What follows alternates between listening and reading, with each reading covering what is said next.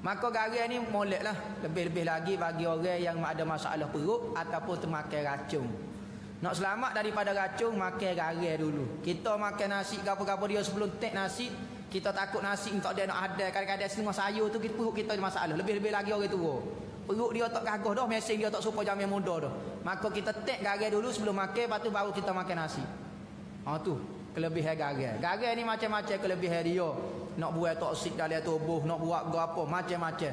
Antara nak suruh sedap kita, nak tubuh kita, sebelum kita tidur, ambil basing, bubuh air, gendai kaki, bubuh garam, bubuh air panas. Biar panas air tu dengan garam. Gendai boleh 10 minit, 15 minit, baru tidur. Tubuh kita akan molek semula, dia akan cuci semula. Darah dia akan pergi ke tapak kaki, dia akan buat naik kepala. Dia putar-putar lagu tu, apabila kita gendai kaki, dia akan bersih kaki kita. Maka dia akan buat tobik semua toksik-toksik daripada tubuh kita. Kita biasa tengok Cina tak sebelum dia tidur lagu mana. Dia akan cuci kaki. Kita tengok cuci kaki, dia bubuh dalam gendai, dalam kaki, dalam basing kayu dia tu. Maka molek cara lagu tu. Waktu nak buat.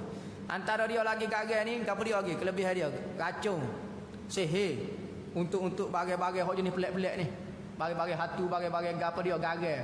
Kerana dalam garam tu sains kata ada satu benda setan tak boleh nak rapat dengan garam. Dia ada satu benda di garam tu, kekuatan tu jadi setan tak boleh rapat.